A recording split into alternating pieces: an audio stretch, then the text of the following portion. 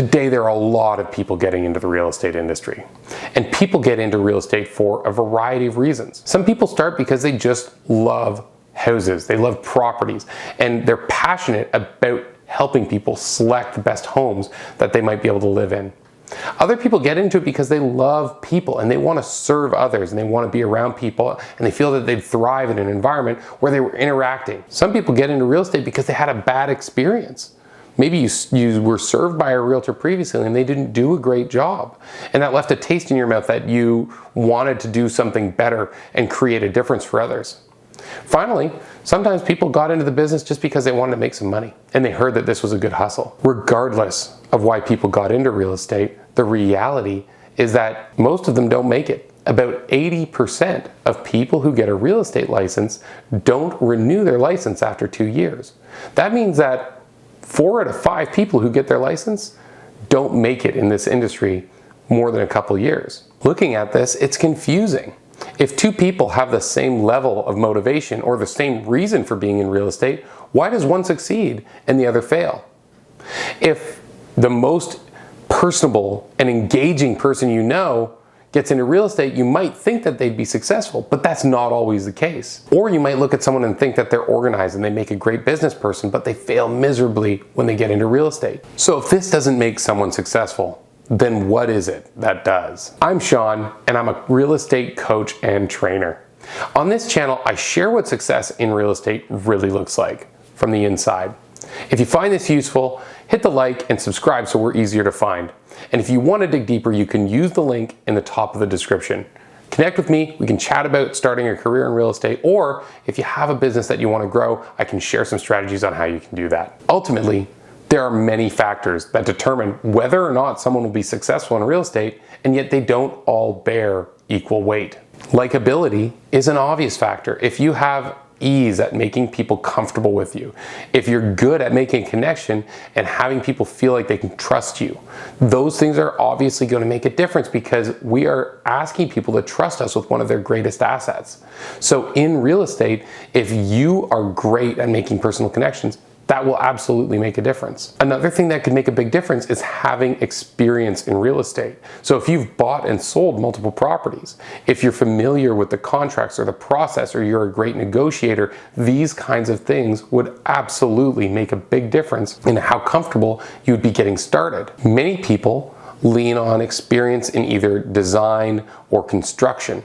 If you get into real estate and you understand the fundamentals of what goes into quality, then you'll be able to elaborate on that and it would be something that would make people comfortable. Experience with contracts, legalities, or negotiations would be absolutely useful. And finally, having a huge network would sure come in handy if you had lots of people who you could connect with. The reality, though, is that these factors will aid you, but they won't be the most significant factor in what determines whether or not you'll be successful. So if those aren't the things that determine success in real estate, if those aren't the main factors in what moves the ball down the field in you getting to be one of the top 1%, then what is it? What is it that separates the best, the highest producers from all the others who fail or fumble in their real estate careers? The one simple fact that most people miss when they get into real estate is that it's a numbers game. Getting into real estate, you need to realize that you are starting a business. And if business was a game, the rules of the game would be written in math. So real estate is a numbers game. Starting in real estate and growing a successful career, the amount that you're able to achieve is going to be in direct relation to how much action you take. So if real estate is a numbers game, then what is it that we focus on within the numbers of our real estate business that's going to help us move the dial? Simply put, what's the lever I push that I know if I apply enough action to it, I'll get what I want out of my business? The first answer to this question is lead generation. I'm saying this because there are many things that you could choose to engage on or work harder on or improve that would move your business forward. And to be successful in real estate, the number one thing that will impact your results is the number of leads that you have. Another way to say it is until you have enough leads to meet or exceed your goals, there is no other issue. So when we say lead, what we mean is someone who needs to buy or sell real estate that would consider working with you, who you're in contact with. And the more of these that you have, the easier it will be for you to sell real estate. When we look at this, what it really means is that you are in the lead generation business. That means that the number one thing that you need to take action on consistently and passionately on a daily basis is generating leads. So if being in real estate means that you're in the lead generation business, then what's the thing you do that generates leads? Well, simply put, speaking to people. Having two-way interactions with people where you learn about their needs surrounding real estate. I like to say that these are conversations.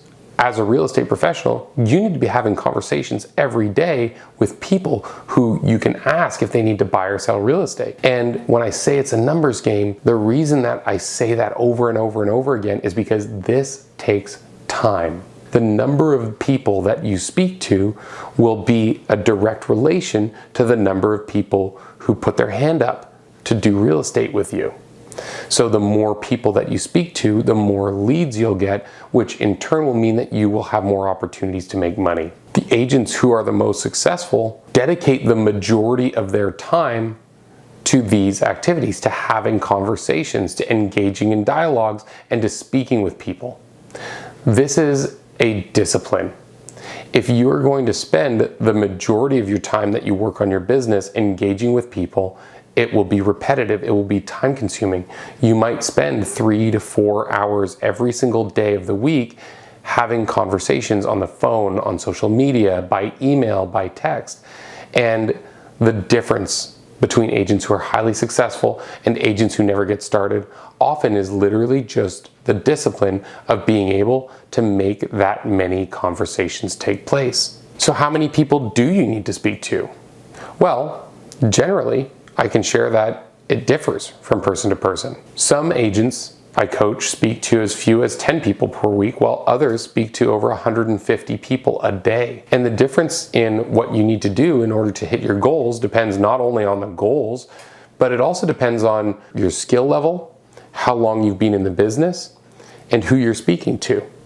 If you're speaking to people who have never met you before, like if, for example, you're cold calling or door knocking or working with people who registered on your website, you'll need to speak to more of them because they don't have any trust and they don't know who you are. If you're speaking to people who you already know, but they might not be moving, you will need to speak to slightly less because they trust you. They already have a relationship with you, and based on that, they'd be more open to doing business with you, so they'll tell you more, they'll be more open to moving forward. And finally, you might be speaking to people who already know you, that already have plans to move, and you're just moving those plans forward. And if that's your daily practice because you've been in it for a long time and you have these kind of people in your database, then the great news is that you won't need to speak to as many.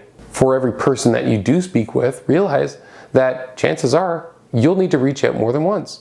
The average person only picks up their phone about 25 to 30% of the time. The average email gets completely ignored, and most text messages don't get a response either. So for every time that you have a conversation, you're going to need to make several attempts. Now, all of this sounds like a tremendous amount of work, and it is.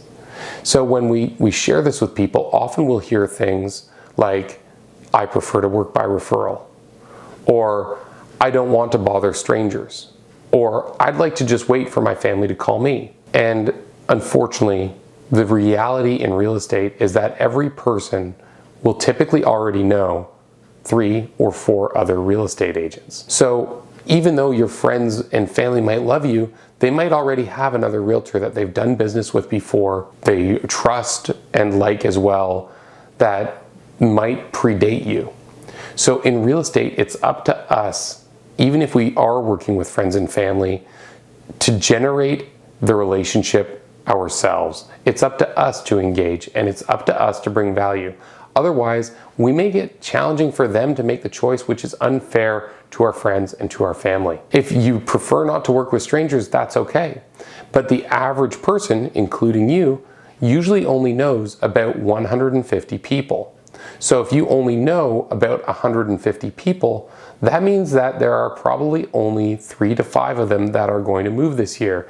If you're in a high turnover area, meaning that people tend to move around a lot, and you're really lucky, that number might be as high as 7. So out of the people that you know, if only 7 of them are moving this year and you're not taking the time, or you're not the only option that they consider, you might only have the opportunity to do 3 or 4 transactions, which for most realtors won't allow them to make the income they need to stay in the business. The reality is that if you want to do more business and grow, chances are you'll need to reach further than the people who you already know. To compound matters, once you've spoken to people, you need to maintain a relationship.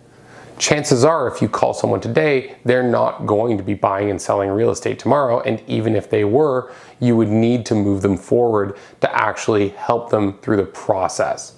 So in addition to generating leads, you also need to save time to put into maintaining and nurturing the collection of people who you're already in conversations with. And this is time consuming as well. You need to spend time bringing value to these relationships, following up, and ensuring that when they're ready, you're the person who is closest to them. The best agents aren't the ones who move people forward quickly. The best agents are the ones who get really good at moving a lot of people forward simultaneously. From the outside, it looks like they're pushing all these people quickly across the line, when in reality, they've got systems and processes in place that they're able to keep a huge number of people moving forward at the same time. So that's it. It turns out that the most successful realtors are successful because they treat it like a numbers game, and they know that not all activities are equal. They prioritize lead generation, and they stay focused on maintaining and building relationships, and they create a schedule for themselves where they have at least half of their daily hours spent on their business focused on doing the things that will drive results, generating leads and converting leads.